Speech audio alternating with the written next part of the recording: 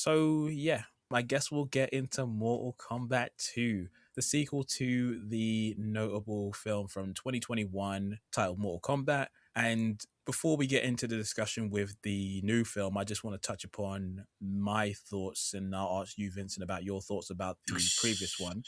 Um, yeah, pretty much. There is no way to do this without thinking about that damn theme song. But yeah, I remember on my other podcast, Film Focus, I was talking about this film for a while, from the time that it was announced to the first images to the first trailer and then the subsequent trailer. I had been looking forward to that film for ages because we hadn't had a live action Mortal Kombat film since Annihilation in 97, I think. And that film is all sorts of terrible, but it's also hilarious. That film brings me much joy, but it's not good. It's ambitious, but it just didn't have the right creative vision to pull that off. So Mortal Kombat 2021 comes out, and I've always described it as the film that was so close yet so far, because on the one hand, you have Joe Towson and Hiroyuki Sanada as Sub-Zero and Scorpion. Their introduction portion of the film was great, and their fight towards the end was pretty good.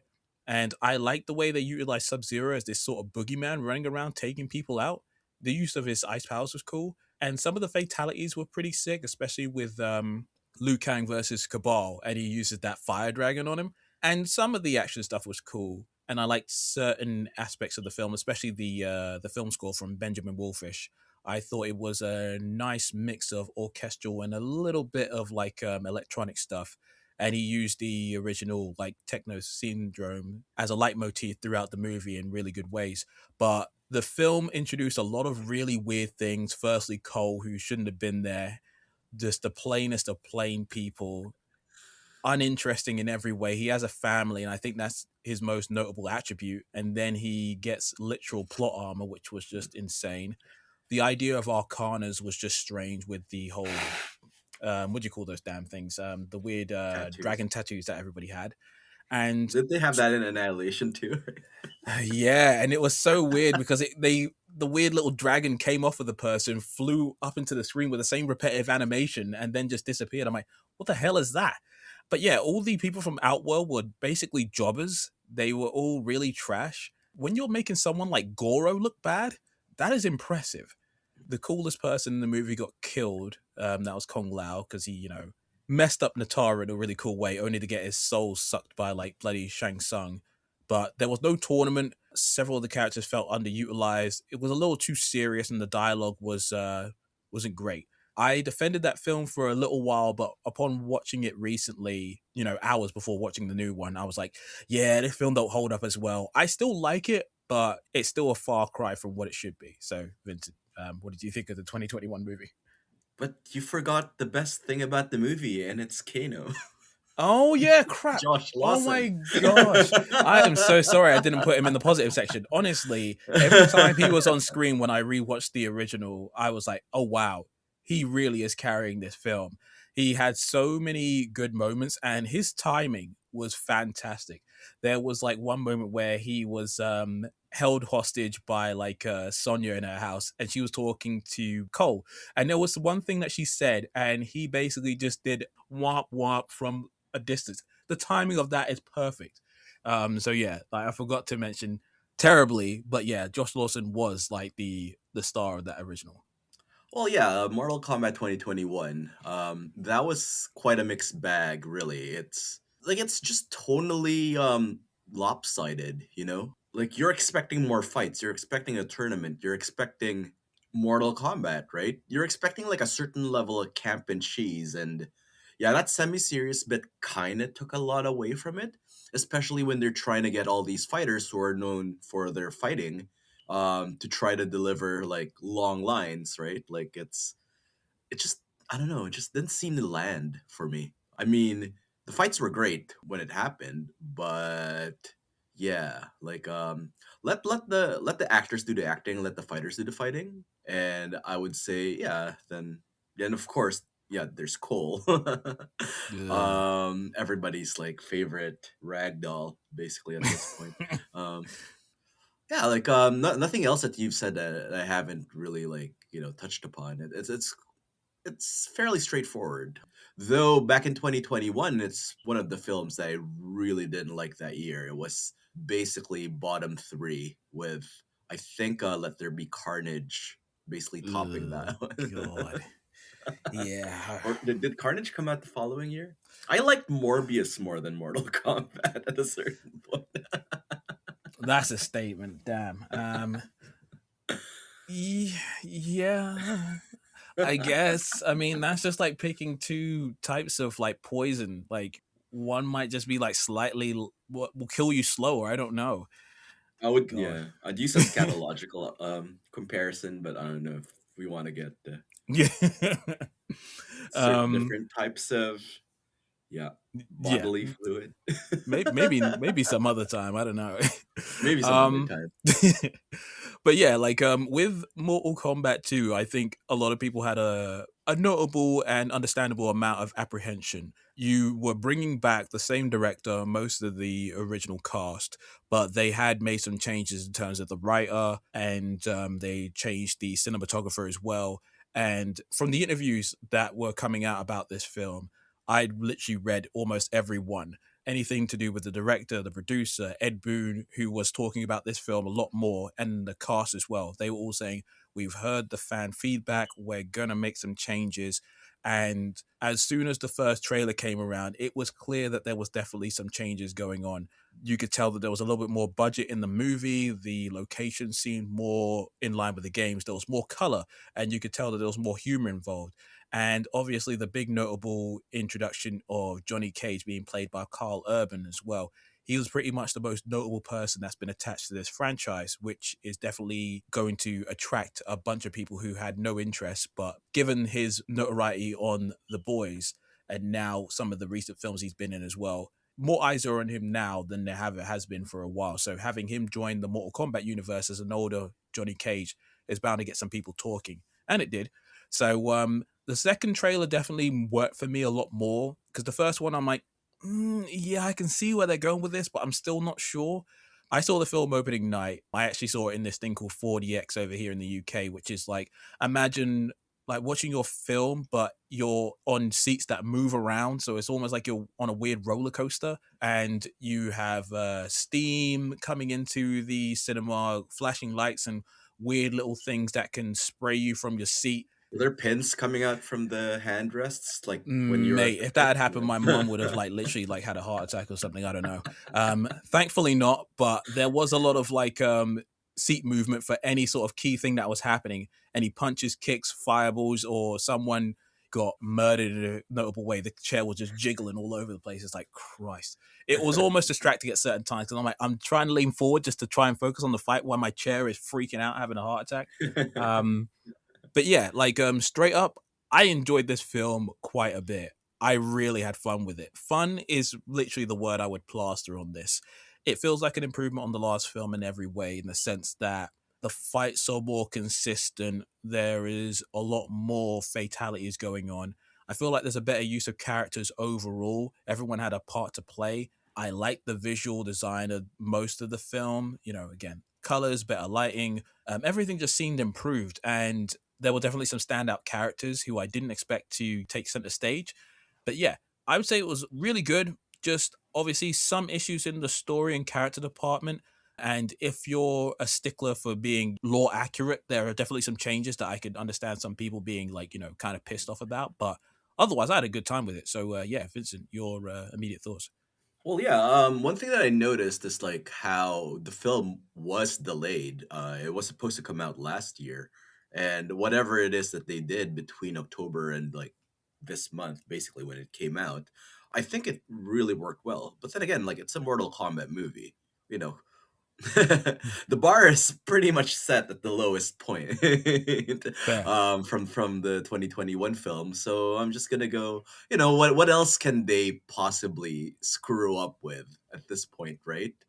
I guess Cole can give birth to Scorpion at this point, and I really wouldn't care, right? So That would be a very strange movie, man. Oh my god. I can only imagine but how much. God. I'm just trying to figure out how, like, the internet would react to that, man. Like, God. I am Scorpion. Like rips his face and like Scorpion. Okay, now we're in fan fiction territory. But Yeah. but anyway, Um, I really enjoyed what they did. But then again, if you bring your brain to a Mortal Kombat movie, it says a lot about you. Basically, leave my brain at the door. See, like, see what they can do to entertain me, and it's very entertaining. And it like I really felt it's the Mortal Kombat film in 2021 that I expected going into. Well, I really didn't go into it. Like, basically watched it on streaming at that point. yeah, yeah. It's the film that you're coming in to watch. That's the film that like all the expectations I had. But yeah, the campy feel, all the Mortal Kombat fatalities, all the like the last time I played Mortal Kombat really was like Ultimate Mortal Kombat 3 on the PS1, like it's been a while. But yeah, like it does have all the moves that like you've played in the games, and every time Shao Kahn spams his freaking shoulder ram, I'm like, like, are you trying to rage bait me? Yeah. And I know there's a lot of people that say, the discussion about these films when it comes to them being released, and they say, the filmmakers say it's for the fans, and the fans say it's for the fans. And that can be used as a positive or negative thing depending on who you talk to. But sometimes it's those subtle things that fans recognize that add that extra sprinkle of joy to it. And anyone that's played Mortal Kombat to a notable degree will remember how much of a prick Shao Kahn is to fight against. That guy spams moves like it's no tomorrow. He's like he anticipates everything you could do and literally just keeps throwing himself at you. And he will taunt at you as well, like a punk. And this film really demonstrated how monstrous and unfair it is to go up against that guy. He's such a beast. And it's that and a few other small visual references to the games where I'm just like, these guys know exactly what they're doing. I'm having a good time with this. So, as stated before, this is like spoiler territory now. So, we're just going to touch upon things. I have like some positives and maybe negatives. And Vincent, if you just wanted to vibe off of those or jump in Sure. whenever you wanted, that's cool. But I wanted to start with the characters because this cast is fairly huge. I think this is the biggest Mortal Kombat cast we've had next to Mortal Kombat Annihilation. And that film had a very difficult task of balancing 50,000 people on top of like the four that we had from the previous movie. And even then, only two of them were the same actors from the last one because Raiden and Johnny Cage got recast. And Mhm. Johnny Cage was barely in the movie. He just showed up just to get got. Got his neck snapped at the start of the damn movie. And then the rest of that film was just about, the weird lineup of people where that camera panned along and you saw all sorts of random people who would eventually show up in the movie. And just random fights happening at different points in the film of varying degrees of quality. Jack's Mhm. going up against some of the dudes from the Cyber Initiative. And then I think there was Melina and like Sonya Blade were fighting in the mud. And I'm like, what sort of fight is this? This is just like, what is going on? And then Liu Kang and Shao Kahn, they do their weird animalities, and it's the jankiest, ugliest looking CG ever. And for some reason, Shao Kahn's like some giant Hydra thing. Anyway, we're going into a different territory. But anyway, luckily we didn't have to deal with that. In this film, we have all the characters primarily from the last one, save for Melina. I guess they didn't want to resurrect her for some reason. But then you have the introduction of characters like Katana, Johnny Cage, Quan Chi, Shao Kahn, King Jared for a little bit, but he got. And Sindel. Sub Zero is technically back, but now he's Noob Saibot. So yeah, Yeah. there's a lot of management going on here, but I feel like when it comes to the Earthrealm people, they were all pretty good. They came in, they did their thing. One thing I didn't expect was like how many of them were gonna die. This film had more stakes than the last one because, say Mhm. for Kong Lao, everybody else got out of the last film fine, but you saw Jax gone, Liu Kang gone, but in a very like dramatic way. I'm like, are they alluding to his fire god abilities when he just Yeah, like decided to evaporate into the sky like that? yeah. And Cole Young, Cole, Christ Cole, almighty. Let's start Cole, there, actually. Cole, I Cole, think Cole. anybody who watched that last film had absolute level of vitriol towards this man. Some people were a little nicer about it. I've got no beef against Lewis Tan. I've liked him in Mhm, certain things. He was one of the better parts of Iron Fist, I think season mhm. one. And in the show Into the Badlands, he was actually a pretty decent character in there. So when loads of people were cussing him off when he was cast in Mortal Kombat 2021, I was like, why? I don't think he's that bad. But yeah, again, his character was given nothing to do. So in this new one, I like how he's trying to school Johnny on, oh yeah, this is Mortal Kombat. If you don't want to be here, you can go home. And I'm like, Cole, shut your ass up, man. Like, what's wrong with you? You think you're like some hardcore, like vintage person. Mate, you've been here for a little bit. And so then when they set him up against Shao Kahn in the friggin' acid pits, I'm like, not only are we in an iconic stage, which was beautifully rendered, by the way, but him going up against Shao Kahn, I'm like, this is not going to end well for you, my It's son. not gonna end well, yeah. And they gave him a little monologue before it. I was like, ooh, okay. But he did well. They actually gave him some pretty good fight scenes against him. The choreography was pretty decent. And Mhm. it's strange. Had Shao Kahn not had his little Shoulder ramp. advantage with the Shoulder ramp. yeah, if he didn't have the advantage of having the was it Shinnok's amulet to power him up, he might have actually taken him out. But oh Yeah. my gosh, Shao Kahn came back and let him know who was boss. Cole got decimated. They squashed the man's head like a melon with that damn hammer. And I was genuinely just sort of shocked but laughing at the same time. It's just like, I don't know if you call it nervous laughter, but I was just like, ah. And then they push him in the acid pit and the boy got cooked. I was like, oh God. I was like, mate, I have never seen such a disrespectful death. I was like, mate, I can only imagine how many people are like, absurdly satisfied with this. I'm like, I knew he was going to die. I kind of hoped he would, but I was like, mate, it was disgusting. Yeah, like at that point, like the head smash, I think sure, like there will be somebody that'll get smashed by that hammer. Because when like King Jared got stabbed by it, I was like, I thought he's gonna get his head smashed by that hammer. Yeah. Really pushing like Kitana's like vengeance, right? But no, like he actually respected King Jared a lot more than like anybody else, I guess, in this film. But yeah, smashing his face in, like someone had to get it, and like cool, it's cool, right? Like, Yeah. yeah, good job, good job, like Mortal Kombat. And then but pushing him to the acid is like, okay, that was not necessary. But then again, that also like, we see Quan Chi bringing people back to life, and spoiler, like Kano got brought back to life. Like nothing happened to him, like when he was brought back. To the point where like even Quan Chi said something like, I'm not even gonna spend the extra minute turning him into a revenant.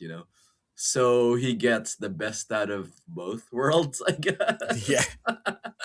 And then melting down Cole to like nothing just basically leaves room for like no resurrection, I guess, unless, he's in his own garden in hell, same way like Scorpion is in his own garden in hell, I guess.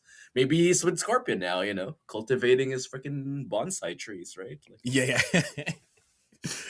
Yeah, man. It was just like, wow. I was satisfied, but just kind of shocked at the same time that that's how far they would go for that guy. But considering this is Shao Kahn, literally one of the most intimidating, aggressive, and coolest guys in Mortal Kombat, you probably want him to do something pretty significant that would make you go ooh and ah.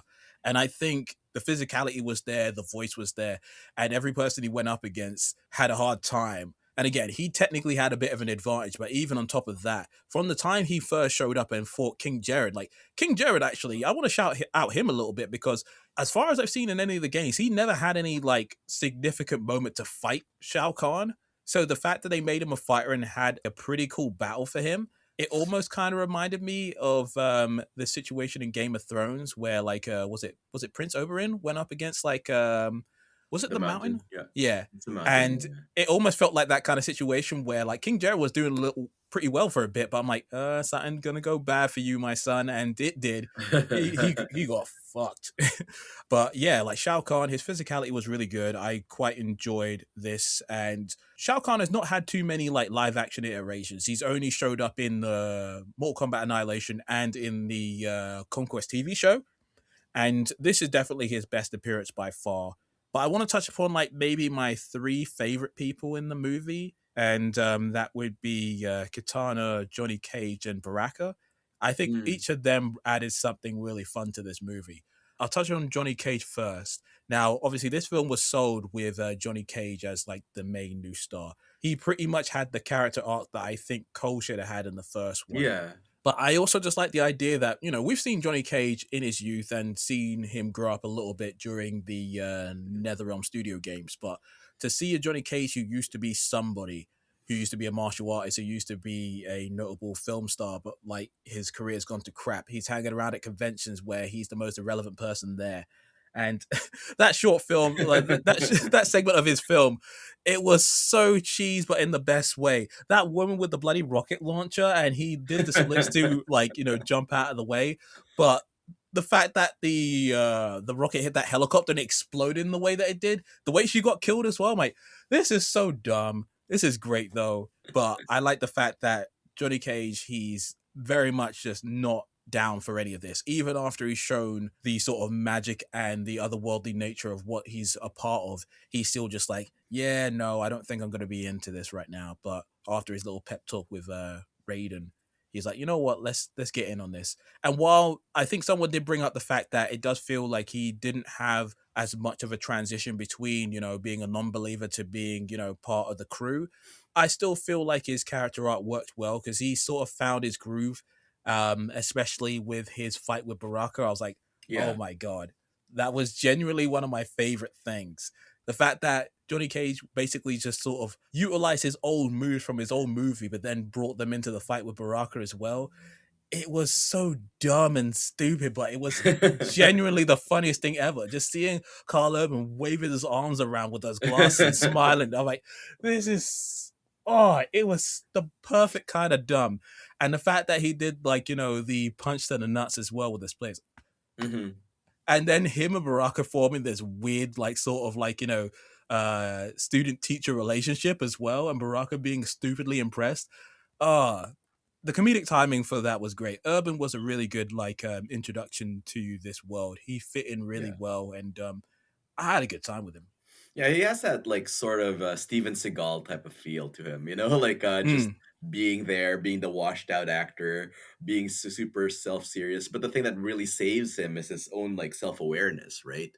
Goes yeah, to a bar, like one of the fans comes in, and he's just like, nobody wants another one of me. Like I'm just yeah, an old guy trying to get by in every day of his life, and it's so relatable, and that like he's been chosen to represent Earth. It's like the most absurd thing. Like, why me? Like, seriously, have you seen what I do? What the hell? Like it's so self aware and yeah, like yet so relatable. Like how many call to adventure type of things coming on. Most people would like jump on the chance, but he's just like, why me? And then yeah, they show his past. Like he had a very illustrious career as a martial artist before he got into Hollywood, and then Hollywood basically destroyed him. Yeah, that typical like rags to riches, riches to rags type of story. And now here we are. Really great, like really makes for a good co-protagonist, because I guess we have the Outer Realms protagonist, which is Katana, basically denied of her birthright and now has to serve Shao Kahn for the rest of her childhood, basically losing her childhood, family, everything in the process, even her friends, right? Like Jade was her best friend, but then still, right? Like sworn to forced loyalty to Shao Kahn. And yeah, I guess that segues into your Katana bit. yeah, man. Like Adeline Rudolph was really, really good. I thought she looked cool in the trailers, but the fact that this film has her pretty much as the central focus was pretty interesting. From the outset, like you said, we see her like childhood with the death of her father, like the subjugation of Edenia, and then Shao Kahn saying, "Yo, you're my daughter now, and your mum is mine as well."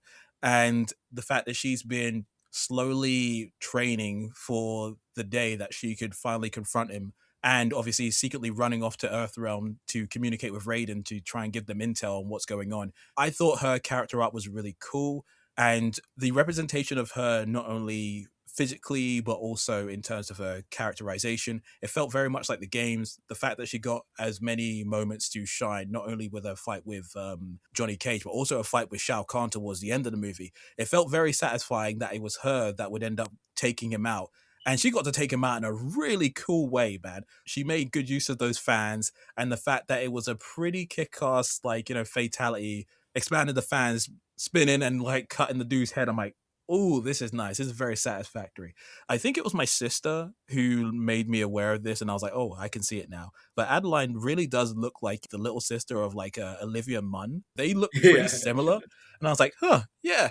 I mean, I guess like if there was some weird crossover, I guess you could get her as like Katana and like I don't know if anybody would want this still, but like get Olivia Munn to dress up as Psylocke again, and then they could fight each other that way. But I think yeah, Adeline just did a really good job. Katana, I've liked her in the games, but she's never been like one of my like go-to favorite people ever.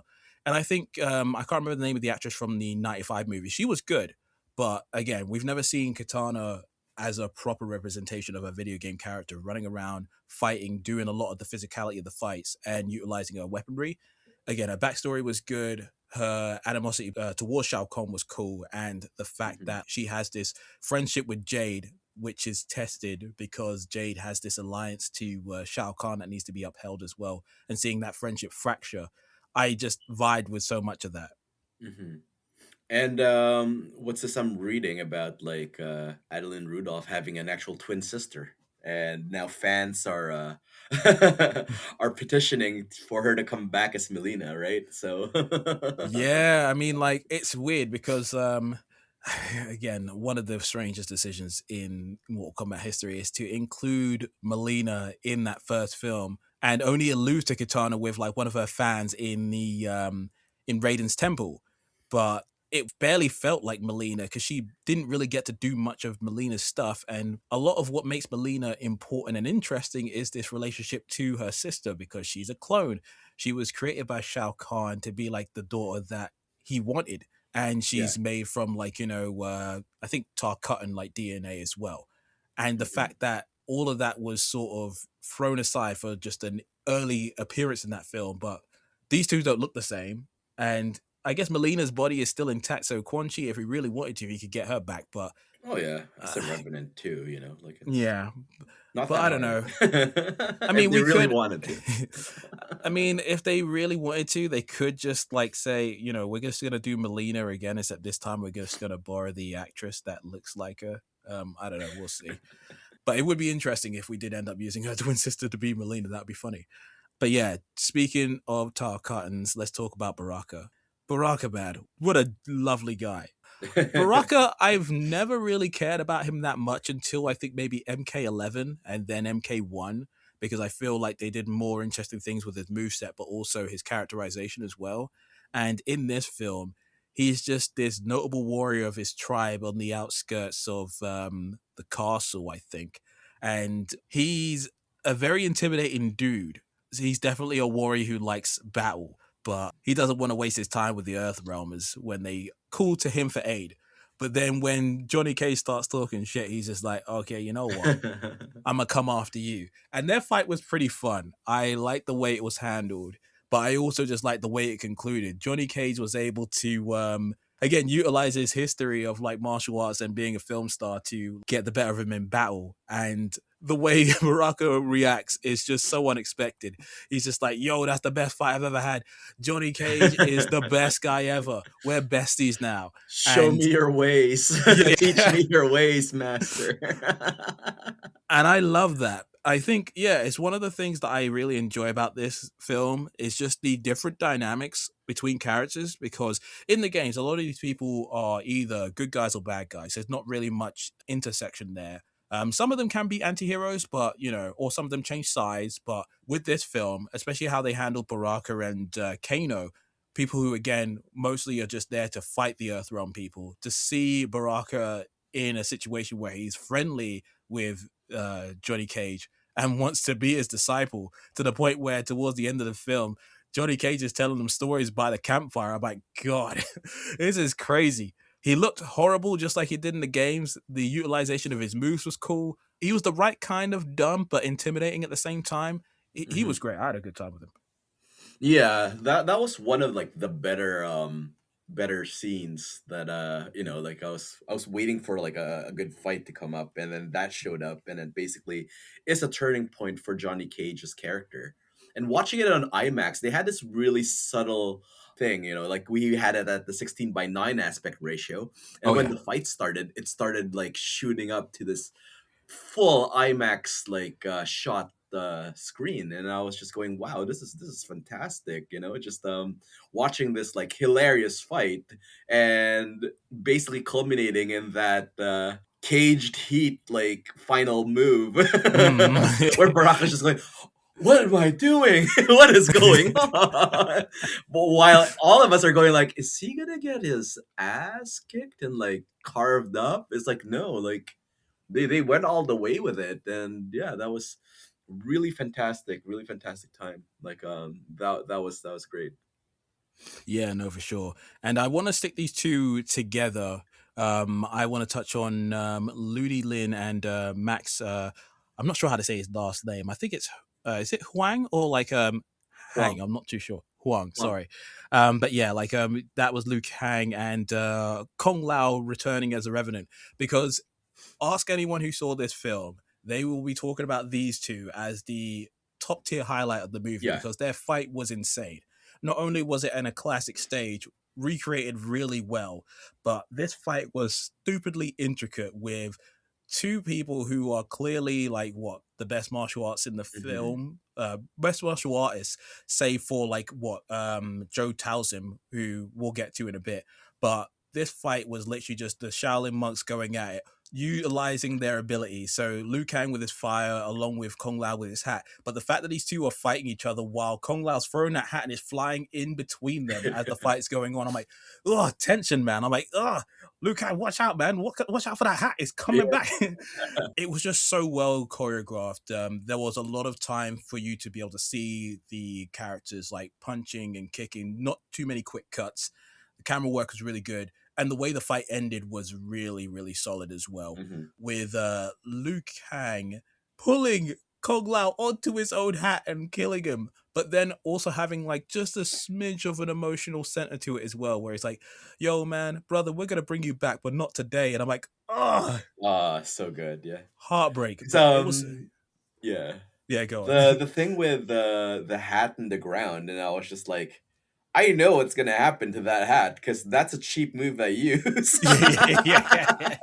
It was just like, you don't know that move set, Liu Kang? Okay, well. Yeah. That was so good. Yeah, it's one of those fights that could have been in Mortal Kombat, the first one in 2021, but they saved it for this one, and definitely one of the fights that I've really really like take it like come home and just it's one of the most memorable ones. Really, totally justified, totally satisfying to watch that scene. Yeah, and it just made me want more screen time with those two, because like Max and Ludi, they're like just really good at portraying their characters. It's just a shame that we have a film with so many people. You have to like, Mhm. give everybody their time to shine, and they definitely shone so bright in this movie. Especially Ludi Lin, he looked even bigger as Liu Kang than he did before. I mean, he already looked Yeah. pretty ripped in the last film, but he looked like he put on a little bit more mass in this one, and he just looks great. His physicality was fab. And Max, again, this guy, he is just through and through just like a great performer. His Hmm. physicality was fantastic, and he owned that revenant vibe so well. I was just like, man, I just wanted more. I was greedy. I was just like, that was the coolest thing I'd ever seen. I'm like, yo, I need more. Yeah. um, one thing we did get more of, thankfully, from the previous film was Josh Lawson's Kano. He came Mhm. back and immediately, it's like he didn't miss a beat, man. I kind of hoped that he would get his cybernetic, like, enhancements, but unfortunately, it was literally just him getting an eye instead. But he has so many great lines. I assume a fair amount of it might have been improvised, but Hmm. his comedic timing never failed, and it was fun when him and Johnny Cage were in the same scene because they both offered humor, but he offered a different brand of humor where it was a little bit more comedic focused. But his timing was great, and those two had a good back and forth. And Kano, I just like the fact that he played for the bad guys team before, but because Outworld doesn't have several things that the UK, like not the UK, I mean like Earth, should I say? I don't know why I'm thinking about the UK for some reason. You God, can't. oh god, I mean he's an Aussie man. Oh gosh, Yeah, no. I don't know what the hell I was thinking there for a quick second, Hey, man. they probably have Tim Tams there too, right? Yeah. But yeah, he was thinking about all the stuff that Earthrealm had, and he was like, yo, Outworld doesn't have that. Let me just go about and switch to your side. We can save the world so I can go back to just doing all of the deplorable things I was doing beforehand. So yeah, I just like how much like the games, but more so in this film, Kano is just out for himself. Whatever will put him in a good position, he'll just like stick with Hmm. that. So him joining like, the Earthrealm side was pretty fun. Yeah. One thing that I really appreciated with Carl Urban just playing off Josh Lawson in that scene, like he recognized, like Carl Urban recognizes the rapid fire quips that Josh Lawson puts out, and and as a veteran actor, like he really played off of that. When with Raiden, he was more of the quippy guy, like just going off on, yeah,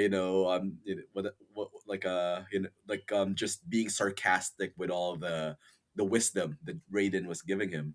But then Yeah. with like against Kano, it's just like, okay, I am so outgunned with this guy, I'm just gonna let him do it. Yeah. And yeah, I really appreciated that, and it was pretty fun. And that whole fight in the hellscape would have been funny if like there was a grudge match between Sonya and Kano. But that's probably something for like Mortal Kombat 3, I guess, at this point. Um, Maybe even the introduction of Cassie Lang, right? Like, Yeah. never know. But when Quan Chi's still there, anybody can Yeah. come back. Yeah. That is Except for fair. Cole. Except No, for Cole. That guy's been obliterated. I don't like yeah. Jax definitely, they can just make him new arms. He just lost one arm and got shoulder rammed and shoulder rammed. Yeah. And he Fuck got that impaled shoulder as well, ram, so he man. should be all right. Such a rage bait thing. Like I every time I see know. Shao Kahn, it's just like, oh, I remember Mortal Kombat 2 and just spending like hours trying to beat him. He was so cheap. Oh, don't know. The worst.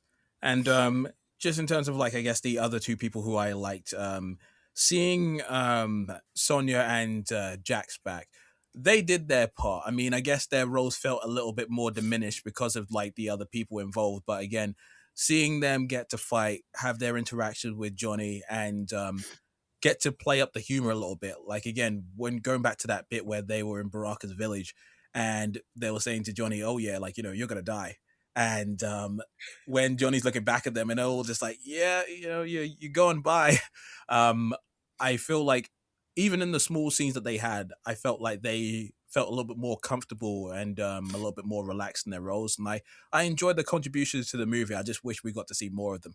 And I guess in terms of the other improvement stuff, I mean, I'd say the presentation overall just looked better.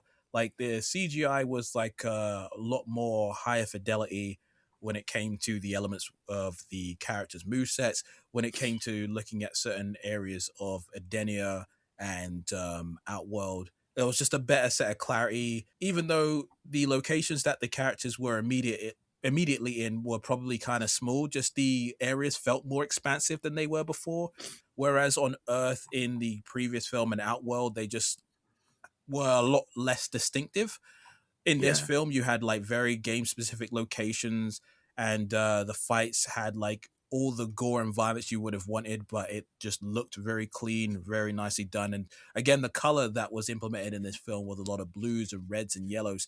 Even the implementation of like those weird glowing torches when the tournament was on, because that was the representation of the fighters that was on each side. And when someone won, the fire stayed lit and the other one would go out. So I was like, Yeah. oh, they even have like a visual representation. That's pretty sick. I just like the way the visuals looked. And the costumes, I think they still are, they're a bit of a mixed bag because a lot of them look very game accurate. Some of them looking the best they've looked in live action so far, but some of them I'm still just like, I don't quite like the way that looks. Um, but like you said before, the film is self-aware, and I feel like there's a nice balance of seriousness and humor. Where this film is definitely silly, ain't no doubt about that. But I also feel like it rode the line between having those more dramatic and serious elements, whether it was stuff going on with Katana or Johnny or Liu Kang and Kung Lao, and the stakes of the nature of, like, the Mortal Kombat tournament. Because as much as Mortal Kombat is a silly, strange thing that you could turn your brain off and have fun with, I do feel like it is the only, well, not the only, but pretty much of the fighting game franchises, this is the one that does have a story that you could mine for pretty good, like, story potential. And I feel like this Mhm. film has found that balance pretty well. So I'm very, pleased with what happened with all that. Oh yeah, definitely. Street Fighter has a lot to live up to when it comes out in October. But yeah, whatever they did, as I said, like I'm just gonna repeat myself. Whatever they did with that delay period, they really used it well. And I remember you saying that the discourse online is a bit of a mixed bag as well. Yeah, so initially I just looked up on Reddit and a few comment sections here and there to see what the vibe was like on the first day or two after the film came out, and a lot of people were liking it. Everyone said, "Oh yeah, much improved on the last one." They enjoyed the humor, loved Johnny, loved Katana, really liked Baraka, Shao Kahn, liked the fatalities. Loads of people talking about how Cole went out. It was a lot of people pretty happy about that. But then after about a week or so, I started to notice like a few other places that was just saying, "Oh yeah, it was just okay," or "It was mid," or that it's still not the Mortal Kombat film I was looking for. And here's the thing, like when it comes to Hollywood, I think a lot of people have very strange expectations when it comes to this stuff, because to make the Mortal Kombat film that fans would want, it depends on what era of Mortal Kombat you're coming into this from. Because if you're talking about the more recent NetherRealm stuff, then you have certain expectations of what Mortal Kombat should and could look like. But then if you go back to the PS2 Xbox era, there's all the extra lore that came with all those characters as the cast started to expand towards Armageddon. And then you've got just classic Mortal Kombat from the 2D to early 3D era, where story details were very sparse. You only had to find them in like the end of playing the game or the comics that came out at the time. There's a lot to mine, but to get it narrowed down to like the core essentials, you'd have to make cuts, you'd have to make changes. And with Hollywood as well, there's certain things that won't translate 100% as a direct adaptation. And with Mortal Kombat, considering all the weird changes and retcons, it's almost impossible to do that straight one to one. I do feel like if you had the right kind of director, you could end up casting a film with people who were actors but could also fight. And I think that's probably one of the key things that a lot of people are like kind of sad about, because I've still seen people complaining about the fight choreography and how stiff like Carl Urban is. And I think, again, you have to consider the character that they're trying to utilize in this version of the movie, who's an older person who's not quite in the same groove as he was before, Yeah. which again, I thought was a smart move. But yeah, just with this movie, I think there's a lot of people who are still looking for that Mortal Kombat legacy kind of thing. And don't get me wrong, Mortal Kombat Legacy has some really fun and interesting ideas in there. But I think with Mortal Kombat as it is, unless you were to do a series, I think that would be the best way to satiate people. But then you'd also have to throw a lot of budget in there. A lot of time would have to be spent, and you'd have to figure out what streaming area would be the best place to take that. It probably would be HBO Max, let's be real. But with Mortal Kombat, it's just such a big thing. You've got such a big winding story with so many characters. The only way you'd be able to make that work is if you had a series and dedicated so much time so that you could get every individual person to have their moment. But that's impossible. And I mean, Mortal Kombat and television, they could make it work. I mean, Conquest, for its flaws, wasn't too bad of a show. It just didn't have as much Mortal Kombat in there because there was a lot of its own original material that they tried to like mesh into it. Sometimes it was okay, and sometimes it was just like, why are we wasting time with this nonsense? But yeah, Mortal Kombat fans, they are a fickle bunch. And I can understand certain people's apprehension with the movie because, yeah, certain plot elements weren't as well developed as they could have been because there was a lot of stuff going on. There was a lot of characters. So naturally certain people would have to be pushed to the background or redistributed. So if we talk about negatives, like characters like Sindel and Quan Chi, and even to a degree Noob Saibot and Scorpion were sort of not done the best amount of justice, because Sub Zero and Scorpion, they're like the two poster boys of the franchise. And their Hmm. beef is one of the key things that travels through the entirety of this series. And it was pretty key at the first and last part of the first movie. But in this film, it's almost like an afterthought, because they have so much more stuff going on with the Earth Realm and other outworld people that are in this tournament, that these guys aren't brought in until they're necessary. But I can see a lot of people being pissed off with the fact that, oh, my boys, they're so underutilized, blah, blah, blah, blah, blah. And I'd say the only disappointment I had with the characters was probably Sindel, because Sindel, she has a very notable aura about her. She is a queen who was taken away from her husband, served Shao Kahn. In the original continuity, she was like what, sort of brainwashed to be like her, brainwashed to be Shao Kahn's ally. But obviously, with the Mortal Kombat 11 DLC, they retconned it so that she plotted with Shao Kahn to actually have Jared murdered. And I was just like, ugh, Mm. that kind of pissed me off. But anyway, Too besides bad. screaming, which was You will cool, die. yeah. Yeah. The memed line that will live in game adaptation history for the rest of eternity. But yeah, she did the screaming. Her fight with like Sonya Blade was okay, but considering all the stuff that she could do with her hair and how much of Hmm. a presence that she has in the games, I felt like she was just sort of undersold. Even after Hmm. she was brought back as a revenant, like she just didn't really do much. She was sort of like held by like Shao Kahn for a little bit, and then once we got to the end of the movie, no one really knew what happened to her. Did she run away? Hmm. No one knows. And Quan Chi, even though he did his little necromancy kind of thing, he didn't fight in the movie, which was kind of sad. I was like, I wanted to see him do some weird moves. And I guess the only other person which would be area of disappointment would be Raiden, because Yeah. Raiden, he was there to, again, be the coach of like the Earth Realm individuals and pass on advice. But once he got his throat slit, he's just there in like what, some sort of floating coma for a little while. Although he's not really out, he's just barely hanging on to life with that weird line in his neck. But he just sort of floated there for a while until his powers came back. We've never seen Raiden actually fight in this series of movies. Whereas in at least Mortal Kombat Annihilation, as bad as that film was, Raiden actually did get to participate in the fight. James Remark. Yeah, man. With that damn haircut too. Bloody hell. And the way he comes in on screen, man, where he just sort of flips out of nowhere and he comes into the screen with that new haircut. Oh, that film is hilarious. Raiden did feel a little underutilized. So yeah, character wise, that's a thing. And certain characters, I guess you could argue they weren't as powerful as depicted in the games, but power scaling is always going to be tricky when it comes to movies, because there's going to have to be at least some downgrades of some kind in order to create something of note Hmm. for people to be able to, like, is it either succeed or fail. But yeah, I guess the only other thing that's of note is because this film took elements of the Mortal Kombat lore, certain things definitely felt different from the games. I think they were just like sort of movie changes that they did just to make that work. And I already saw on Reddit and certain other places, I was like, oh, well, this person was super depowered. Oh, why did they have to give like Shao Kahn a power up advantage? He didn't need it. Why are these guys breaking the rules of the Mortal Kombat tournament when this should be happening instead of this? And I'm like, I understand that, but at the same time, if we're talking about rules, Mortal Kombat, as far as I know, they have rules, but there's always people breaking rules anyway.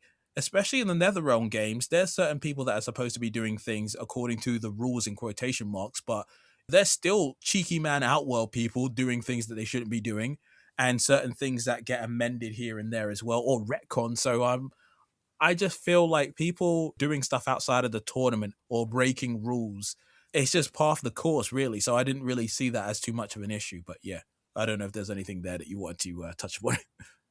Well, from what like you've been saying, like since I'm not really a big like Reddit, not even a tourist at this point, it's just sorts of nitpicks that basically nitpicking on the movie for not being legacy, I guess. But that's the thing though.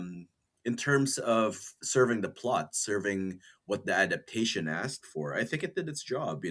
that dual protagonist between Earthrealm's protagonist Johnny Cage and Outworld's protagonist Kitana, right? Being those two people moving the story forward towards defeating the main antagonist, which is Shao Kahn. I think it did its job, like, as a film. It's just too bad that if they want a Scorpion and Sub Zero movie, then they should have a movie where they're the actual main plot. Whereas in the first game, yes, they are technically the B story at that point, since the A story is our favorite boy Cole, right? But they had their time. They had Mortal Kombat 2021. Too bad, so sad, right? Even Liu Kang pretty much admitted that he's not the main character. It was such a cheesy line. I'm not the chosen one. Yeah, yeah. It was crazy. I, It's almost like they were I was speaking to the fandom. laughing. No, it's just like, I'm not two movies already and I'm not the main fucking character. Maybe in the third one, right? Yeah. Oh my god. It was I funny. was cracking up. I was going like, wow, not even a love interest, right? Like, oh, I'm not the main character. Boo hoo. I guess I'll be a fire god now. Evaporate. So good. Yeah. Yeah, that was fun. But at the same time, like, being a lapsed Mortal Kombat fan, player, whatnot, like, I didn't mind it, like, I had more beef with the first one, like the 2021 one. Not for being objectionably bad, but for being a little boring compared to Yeah. this one, Oh yeah. this one is like completely entertaining and I can get on board with this. But the first one, like, it there were parts that dragged. If it was like 15 minutes shorter or even 20 minutes shorter, like, I would have gotten on board, right? Or tweak certain scenes to make it, make the pacing go faster, right? So, like, I would even like get behind Cole if he's just not Walter Whiting himself. Oh, I'll do it for my family type of thing every 5 seconds, right? Like, yeah, we get it. We're doing it for your family, right? Yeah. Like, whereas with Carl Urban, like, he got it out of his system and then, got the Baraka fight in, and then cool, we can all move on, right? Uh, Yeah. but yeah, That's like, fair. as I said, like, bunch of nitpicks, and if you're bringing your brain to a Mortal Kombat movie, there's something wrong with you. But yeah, man, I'm down to see where this goes. I know it's not been like financially the biggest splash that they would have hoped for, given the fact that the first film showed up during COVID and it had a small cinematic run, but this one came out during like the sort of summer film season. So I'm assuming that they wanted to have something a little bit more notable in terms of the opening box office. But I'm hoping that Yeah. this film will at least make its money back because there is definitely more to mine here and there's a lot of interesting places that they could still go considering where Mortal Kombat goes after this, but we'll see. We'll see.